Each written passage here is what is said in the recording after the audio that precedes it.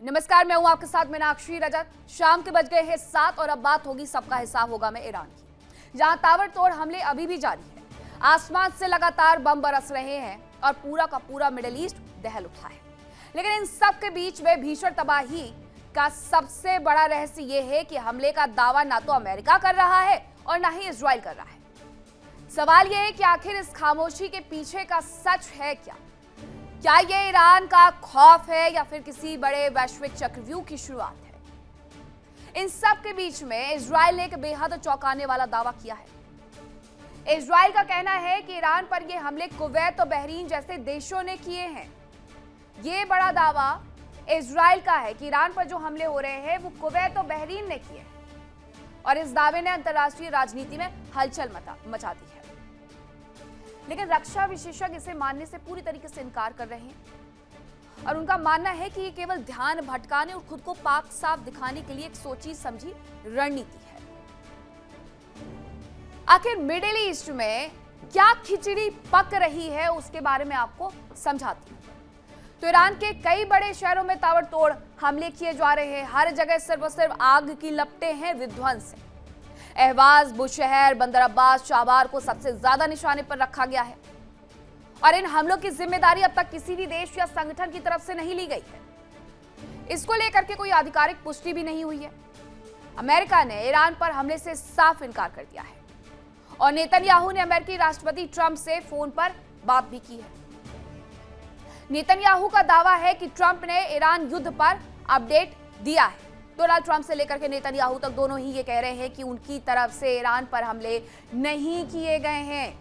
लेकिन जब अमेरिका और इजराइल जैसी महाशक्तियों ने आधिकारिक तौर पर अपने कदमों को पीछे खींच लिया हो तो सवाल वही खड़ा है कि आखिर ईरान की धरती पर बम बरसा कौन रहा है? क्या ये कोई नया गुप्त सैन्य संगठन है, गठबंधन है, या फिर पर्दे के पीछे से कुछ और ही संचालित हो रहा है? इस रहस्यमयी हमले ने पूरी दुनिया को तीसरे विश्व युद्ध के मुहाने पर न केवल लाकर के खड़ा कर दिया है बल्कि डरा भी दिया है। आज इसी मुद्दे पर होगी खास चर्चा, लेकिन उसके पहले एक छोटी सी रिपोर्ट।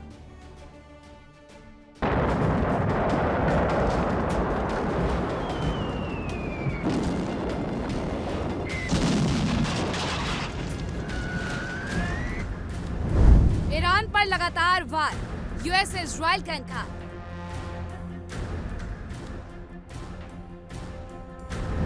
इजराइल ने खींचे कदम, ईरान में कौन गिरा रहा बम?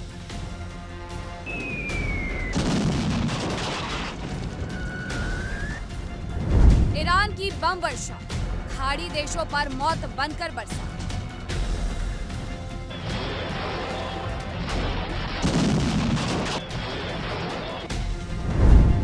मिडिल ईस्ट में महातबाही, खौफनाक मंजर दे रही गवाही।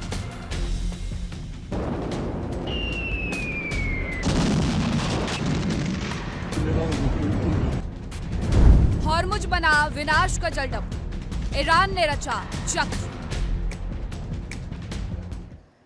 और चर्चा की शुरुआत करूं, लेकिन उसके पहले बड़ा सवाल यह है कि ईरान पर बमबारी से अमेरिका, इजराइल दोनों ने हमलों से इनकार कर दिया है। तो आखिरकार ईरान पर यह बम वर्षा कर कौन रहा है?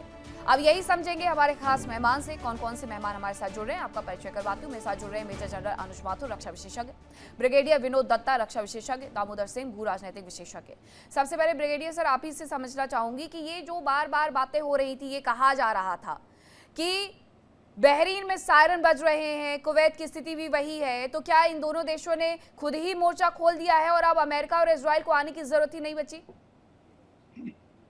देखिए, ये कहना तो बिल्कुल सरासर गलत होगा कि बहरीन और कुवैत जैसे देश ईरान के खिलाफ खड़े होंगे।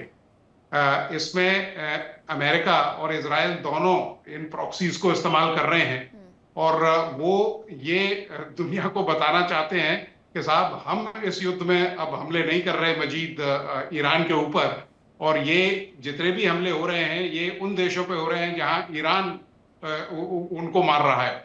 तो ये सब चीजें मुझे नहीं लगता कि इंटरनेशनल कम्युनिटी के गले से उतरने वाली हैं और ना ही ईरान इसको एक्सेप्ट करने वाला है। अमेरिका के वहां बेसिस हैं।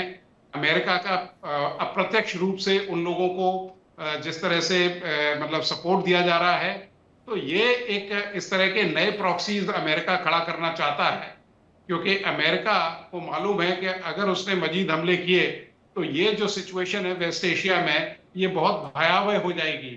और अगर ये सिचुएशन वर्स होती है तो पूरा विश्व एक ऐसी एनर्जी कैटास्ट्रोफी में चला जाएगा कि पूरा विश्व अमेरिका के खिलाफ बिल्कुल हो जाएगा। तो ये सब चीजें, पहली बात अमेरिका को भी मालूम है कि हमले कौन करा रहा है, और ईरान के गले ये बड़ी आसानी से उतरने वाली नहीं है। तो अमेरिका इनडायरेक्टली, इसने एक नया, ट्रंप साहब का ये नया ट्रम्प कार्ड है जो उन्होंने चलाया है।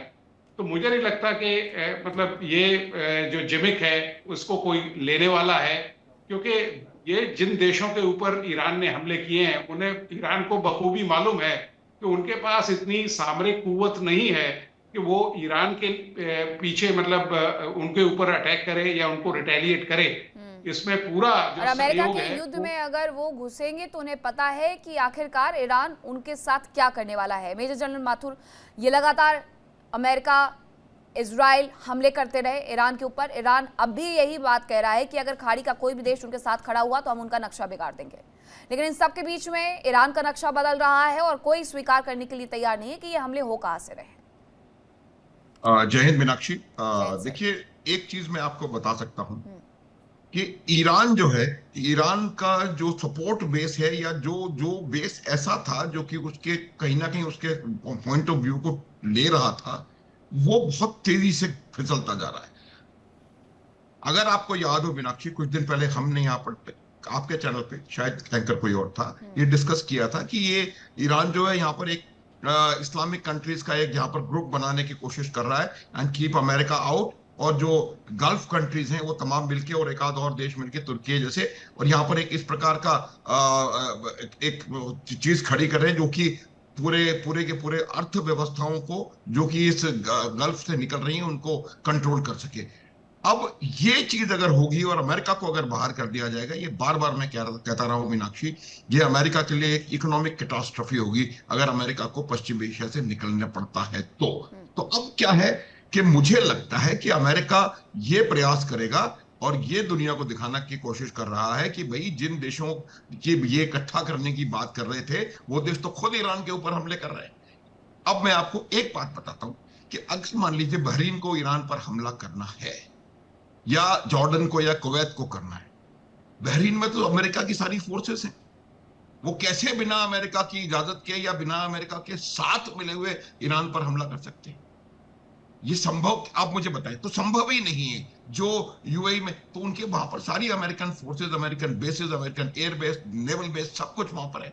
तो अगर ये देश कर भी रहे हैं, लेकिन एक बात ये समझने की है, देखिए जिस तरीके से ईरान ने हर बार जब अमेरिका ने उनके ऊपर हमला किया तो वो रिटेलिएशन ये गल्फ कंट्रीज के ऊपर, चाहे वो बहरीन हो, कुवैत हो, कतर हो या यूएई हो, उन पे किया। एक सेकंड और मेरे को दीजिए, मैं आपको ये प्रश्न पूछना चाहता हूं, और ये प्रश्न सब लोग ईरान से पूछें कि भाई अमेरिका के जितने भी मिलिट्री एसेट समंदर में खड़े हैं, अब्राहम लिंकन से लेकर के और जॉर्ज डब्ल्यू बुश से लेकर के जितने 50-52 उनके युद्धपोत वहां पर हैं, वो तमाम युद्धपोत किसी ना किसी इजराइल की, ईरान की मिसाइल की रेंज के अंदर हैं। फिर आप मुझे बता दें एक बार के लिए कि भाई जब अमेरिका आप पे हमला करता है तो आप जाकर कतर में, कुवैत में, इधर, और आप उसका वो क्या ले रहे हैं कि हम अमेरिकन एसेट्स पे हमला कर रहे हैं, और आपका बम जाके गिरता है बुर्ज खलीफा पर। तो ये जो ईरान ने यहाँ पर इस प्रकार का एक इजियर ऑप्शन लेने की कोशिश करी ताकि गल्फ के देशों पर, पश्चिम एशियाई देशों पर दबाव बने कि वो अमेरिका की खिलाफत करें और अमेरिका को वहां से बाहर निकालें। बिल्कुल, तो आधे से ज्यादा गल्फ कंट्री ने दूरियां क्रिएट की। जब पूरी दुनिया वहां पहुंच रही थी, 70 से ज्यादा देशों के प्रतिनिधि पहुंच रहे थे अंतिम संस्कार में दामोदर जी, तो बगल के ही पड़ोसी नहीं पहुंचे। सीधे सीधे इसके पीछे की खींच भी यही है कि आपने हमें जिस तरीके से बिगाड़ा है, हम उस वक्त आपके साथ खड़े नहीं होंगे जब आपको जरूरत होगी। और अभी भी नेटो के मंच से जो कहा गया, तो सारी मुस्लिम जो उम्मा है उन्हें एक साथ ला करके ईरान के खिलाफ करना, यही अमेरिका कर रहा है। ये सारी बात मीनाक्षी बिल्कुल आपकी सही है और आपका आकलन भी मैं एग्री करता हूँ, लेकिन यूएई का आना भी वहां पे है, उसको भी आपको नोटिस करना पड़ेगा। जिसको भी नुकसान ईरान ने पहुंचाया था, लेकिन वो लोग आए। तो एक चीज समझनी होगी कि ईरान को, मुझे लगता है मिडिल ईस्ट के कंट्री एक चांस देना चाहते हैं कि आप हमारे साथ पंगा मत लीजिए या हमारा नुकसान मत करिए, हमारा इसमें रोल नहीं, कहीं ना कहीं इनडायरेक्ट मैसेज कि हम आज भी आपके साथ खड़े हैं। पर ईरान को शायद ये बात समझ में नहीं आती, और जब भी अमेरिका का कोई भी अटैक उसके ऊपर होता है वो जाके बहरीन और कतर उसके लिए सबसे आसान टारगेट बन गया। और क्या ईरान को नहीं पता कि ये अब तक वहां पे जितनी भी स्ट्रेटेजिक एसेट्स हैं अमेरिका की वो सब मूव हो चुकी हैं और उनको उन्होंने सेफ जोन में पहुंचा दिया। उन्हें पता है कि कोई भी अटैक करने से पहले यहाँ हम अटैक करेंगे तो ईरान को यही एक साइट मिलती है, और इनके पास है वो सब कुछ जो अभी बात कर रहे थे जनरल माथुर की, आप क्यों नहीं अमेरिकन शिप के ऊपर अटैक करते। तो शायद एक दो शिप पे अटैक किया भी था जिसकी गाहे बगाहे खबरें भी आई हैं कि उनको नुकसान पहुंचाया, तो उनकी पुष्टि नहीं हुई है। देखिए इंडिया डेली 24/7 अब आपकी स्मार्ट टीवी पर। इंडिया डेली मौजूद है सभी डिजिटल प्लेटफॉर्म पर लाइव और लगातार। इंडिया डेली 24/7 हर दिन राष्ट्र को समर्पित।